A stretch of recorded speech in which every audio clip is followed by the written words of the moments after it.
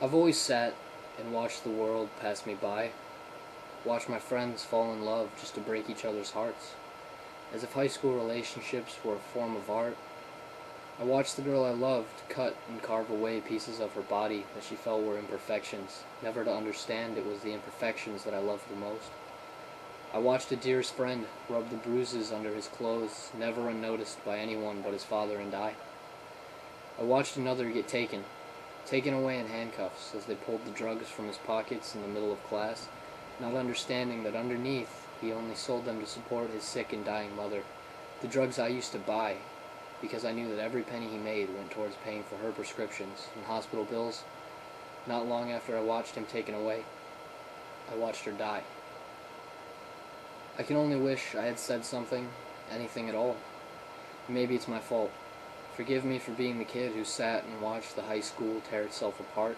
From the darkest corners I lurked amongst the shadows unnoticed, watching innocence ripped from the innocent, as if these scars were never more than just reminders of past mistakes we always seemed to make but never corrected. Best friends fighting over guys who couldn't have given the slightest of fuck. Girls who cried in stalls because they knew it was never enough. Forgive me. Maybe it was too much to ask that just once more as friends we gathered in the same old field, danced around the same old fire, drinking the same old bottle of who gives a fuck because we're young. We can raise our glasses one last time and scream here's to never growing up. And amidst it all, I'd light the same old cigarette and watch the same old couples fall in love for the same old reasons, only to end it in the same old fights on the same old night. Looking back at it all, would I change a thing? Would I watch it all pass me by? As he swept you off your feet because I was too subdued by the past and busy finishing this drag to see that you were slipping away. And yeah, you can keep my band shirts and the albums I left in your room. You can keep the pictures from the prom and those nights out with our friends. Maybe I'll see you again. In 20 years or so, I'll spill your coffee at a Starbucks and offer to buy you another.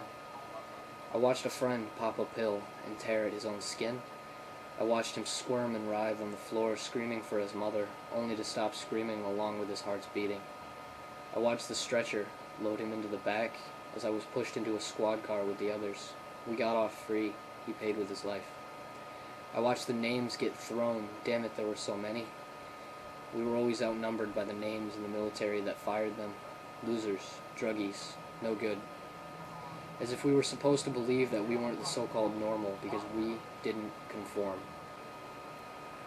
Hallways, locker rooms, classrooms, bathrooms, it was all the same. And in the words of Shane Koizan, we had to believe that they were wrong. And deadly addictions can only help so much of the past inflictions on our hearts and minds.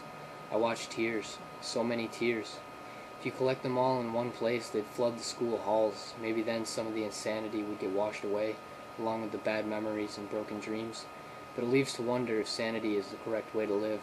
Those who are insane walk a fine line in time, and if they stray too far to one side, they may slip off the edge. Too far to the other, and they may conform to the so-called sane society. Will you watch it pass you by? Will you hold the deepest memories closer to your heart, or watch them flutter away on the wings of a monarch, migrating south, never to be seen again? Keep your friends close, because once they're gone, you'll never get them back.